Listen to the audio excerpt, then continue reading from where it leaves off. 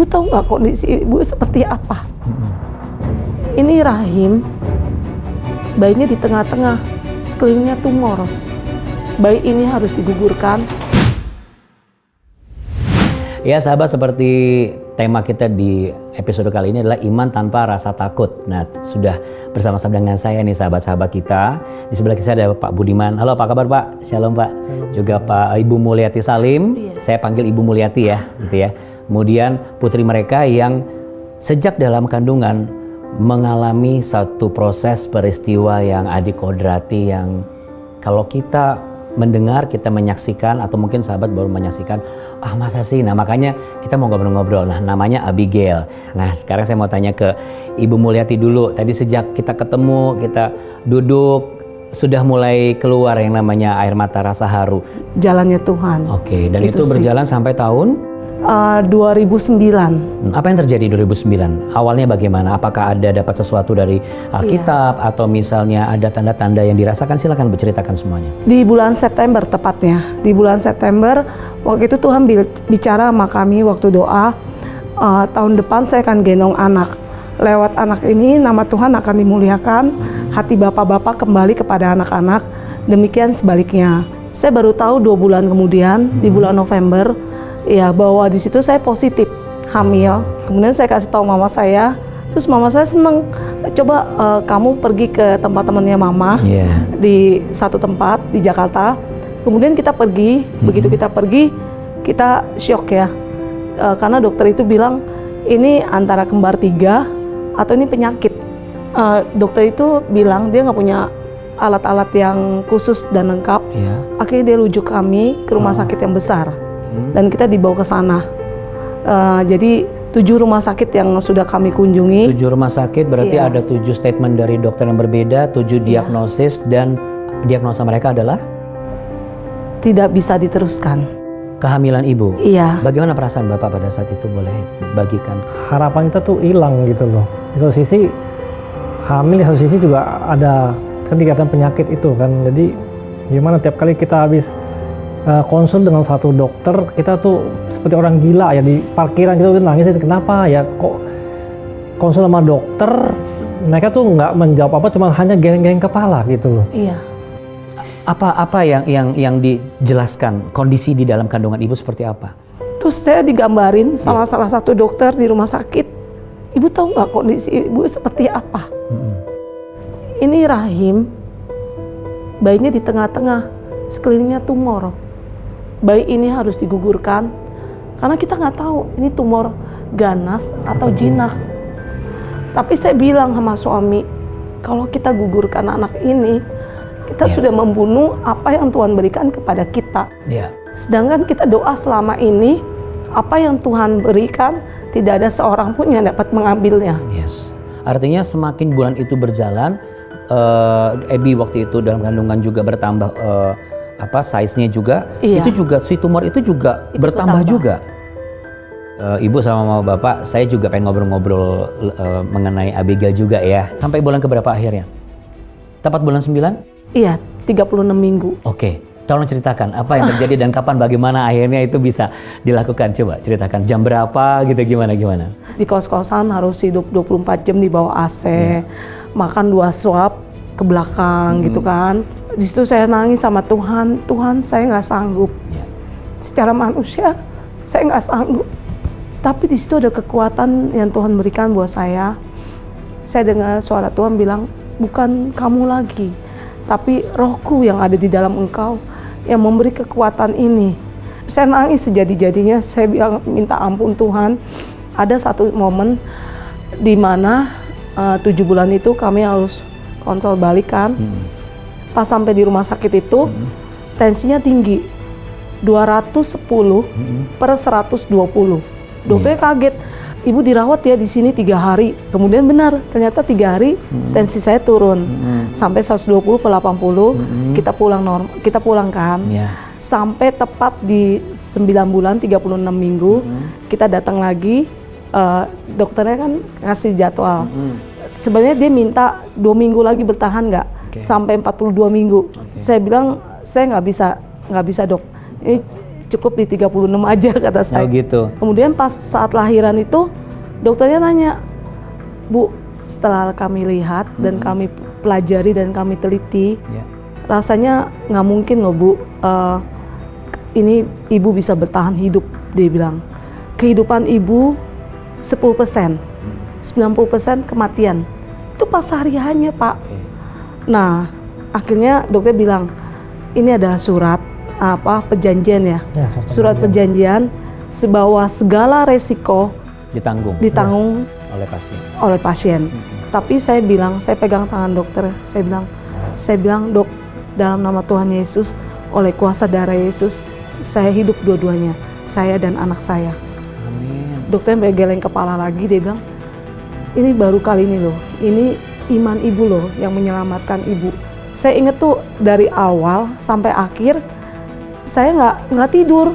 Kok saya nggak tidur, kata saya gitu kan. Padahal sudah di anestesi. Iya. Iya, jadi 10 menit angkat dia dulu, angkat bayinya. Setelah itu waktu itu bius lokal. Iya. Kemudian bius total 2 jam, Iya. angkat tumornya 2 jam, Iya. beratnya 3 kilo, angkat bayinya 2 kilo. Lebih besar tumornya daripada Iya. Abby pada waktu itu. Tapi puji Tuhan rahimnya nggak diangkat. Puji Tuhan. Jadi begitu dibuka, kan begini kelihatan kan, mereka bilang, this is miracle, ini benar-benar mujizat Tuhan. Di dalam itu ada bayi sama tumor. Sampai detik terakhir tumornya diangkat pun, saya masih sadar. Dokternya itu nggak mikirin kondisi anaknya, justru dia mikirin saya Pak. Ya. Waktu pas hari ketiga, saya masih di rumah sakit, puji Tuhan ASI-nya keluar. Dokter bilang ini benar-benar mujizat juga.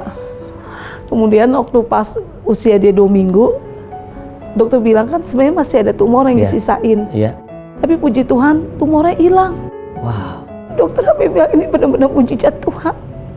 Bayangin Bu, kalau semua diambil 13 aja 3 kilo, ibu HB-nya udah 6. Iya. Kalau ini diambil semua, saya nggak tahu gimana, Iya. kata dia. Pasti habis.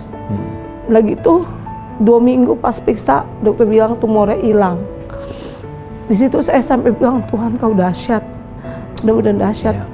Sampai dia usia 10 tahun, saya masih suka USG, ke dokter bilang bersih, nggak ada tumor, Sampai hari ini tidak ada masalah. tidak ada.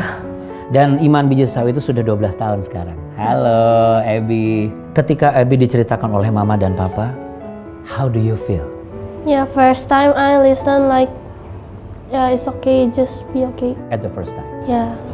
But the last time, again, my mom talking again, yeah, I'm feel, wow, God it's so very, very, very, very, very. Yeah.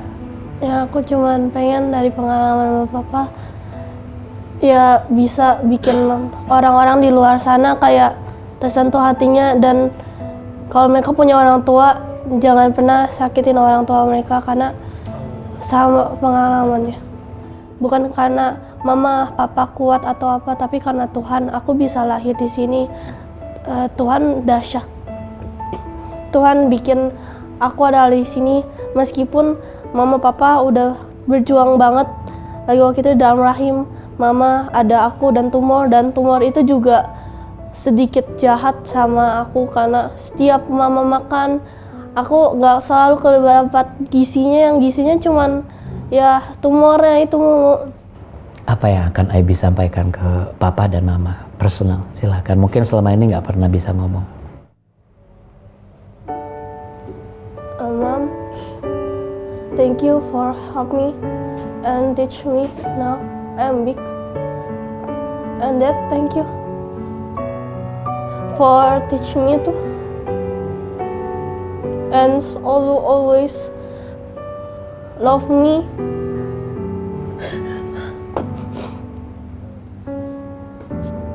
Ya.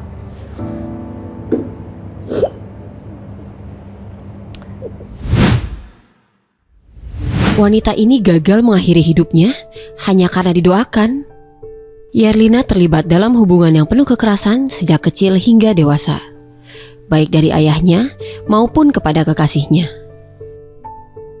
Sampai pada satu titik, Yerlina merasa putus asa dan ingin bunuh diri. Suatu saat Yerlina menemukan tayangan solusi. dan memutuskan untuk menghubungi nomor sahabat 24 yang tertera. Setelah menghubungi sahabat 24, Yerlina merasakan kasih Tuhan yang mengisi kekosongan dalam hatinya. Apakah Anda mau terlibat dalam pelayanan ini? Mulai dari Rp50.000 saja, Anda bisa menjadi mitra CBN Indonesia dalam mengubah hidup banyak orang.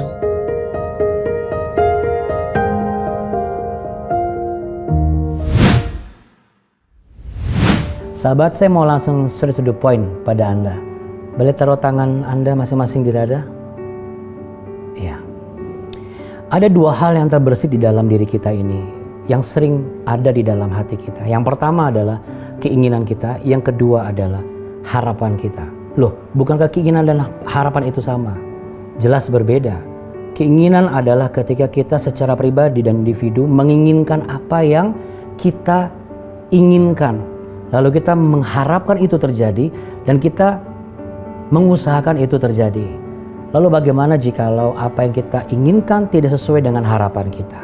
Apapun itu case-nya. Namun dalam hal ini sama sebagaimana yang sudah sahabat saksikan pembicaraan saya dengan dua sahabat kita, Ibu Mulia dan juga Pak Budiman, menghasilkan sesuatu, yaitu mukjizat. Hanya berdasarkan apa? Kesepakatan ketika mereka mengesampingkan keinginannya dan tetap memastikan pengharapan itu terus ada di dalam pribadi yang mereka terima, yang menjadikan mereka sebagai pribadi dengan kehidupan yang baru. Masih taruh tangan di dada. Maukah Anda mengalami hidup yang baru? Sebab firman Tuhan katakan demikian. Apa dikatakan pengharapan? Sekalipun kita, aku beriman. Ya, tapi kalau kita tetap mengharapkan yang terlihat, itu bukan pengharapan. Tetapi jikalau kita mengharapkan apa yang belum terlihat, dengan kita meletakkan pengharapan di dalam pribadi Allah yang hidup, yang kita sudah kenal dan kita terima sebagai juru selamat, itulah dikatakan pengharapan sekalipun kita belum lihat. Tetapi kita percaya Tuhan sendiri yang akan memperlihatkan buktinya. Itu yang dikatakan indah pada waktunya Tuhan. Dan mari kita datang kepada Dia. Tuhan, aku datang bersama mereka, para wanita yang sudah merindukan keturunan, para suami yang sudah hancur hati, bahkan mau memikirkan apakah aku harus menceraikan dia. Tapi sekali-kali saya perkatakan dalam nama Tuhan Yesus, ketika engkau menyaksikan episode ini, mukjizat pertamanya adalah engkau diteguhkan di dalam pengharapanmu akan pendamping hidupmu saat ini. Bahwa dia bukan pendamping hidup yang salah. Mukjizat yang kedua, ketika engkau selama ini tidak kuasa untuk mengizinkan Tuhan bekerja, mulai saat ini Roh Kudus yang akan memampukanmu sehingga engkau mengizinkan bagaimana kuasa daripada Tuhan Yesus yang akan menjadikan hidupmu sebagai pribadi dalam kehidupan yang baru, memiliki hubungan yang intim dengan Dia. Itulah yang akan terjadi saat ini. Dan apapun diagnosa dokter, dan apapun begitu kecilnya peluang untuk engkau bisa memiliki itu semua. Tapi saya mau perkatakan, biji sesawi sekalipun kecil, tapi jikalau imanmu engkau letakkan dalam pengharapan Allah yang terbesar di atas segalanya, maka saya mau perkatakan, tahun ini engkau akan menjadi papa dan mama. Engkau akan memiliki apa yang kau rindukan. Buah kandungan itu dibuka oleh Tuhan. Diberkatilah buah kandunganmu. Diberkatilah suamimu. Dan diberkatilah hatimu yang sudah menjadi satu dengan hatinya Tuhan. Dan pikiranmu yang menjadi sama dengan pikiran Tuhan. Dalam nama Tuhan Yesus Kristus. Yang percaya sama-sama katakan amin. Amin. Dan sahabat, sekalipun saat ini sahabat berpikir, ya saya butuh pertolongan. Terkadang Tuhan izinkan ada sesuatu yang harus kita lakukan agar kita bisa merasakan juga bagaimana ketika kita melakukan sesuatu, orang itu boleh tertolong atas apa yang kita perbuat. Nah, jikalau kita menyadari kita butuh pertolongan, kita butuh pengharapan, itu bukan cuma pengharapan yang dicanangkan saja. tetapi harus ada wujud nyata. Ini kesempatan sahabat. Mari jadi sebagai jawaban untuk orang-orang yang sudah meletakkan pengharapan. Dan diberkatilah kita jikalau kita benar-benar mau melakukannya. Ada QR code di sana. Anda bisa menjadi bagian dari cara Tuhan untuk memberikan pengharapan bagi mereka yang membutuhkan. Nah, kami juga ingin jadi berkat buat sahabat semua dengan sahabat mengunjungi website kami yaitu www.jawaban.com. Disitulah kami boleh saling memberikan informasi kepada sahabat. Kami berbagi video inspiratif pada sahabat. Bahkan kami juga menyediakan satu forum di mana Anda bisa bertemu dengan sahabat-sahabat 24, tempat Anda boleh curhat apapun yang Anda alami, cerita tentang kebaikan Tuhan. Bahkan bisa jadi apa yang Anda ceritakan akan kami angkat dan menjadi berkat bagi banyak orang melalui program ini. Bukankah itu adalah hal yang luar biasa? Sehingga ada begitu banyak orang-orang yang bisa meletakkan pengharapan mereka di dalam Tuhan. Sebab kita boleh percaya bahwa ketika kita meletakkan pengharapan kita hanya di dalam Tuhan, maka kita akan tetap mengatakan, masa depanku sungguh ada dan pengharapanku tidak akan pernah hilang. Jadi, jangan menghilang dari Tuhan. Tuhan Yesus memberkati.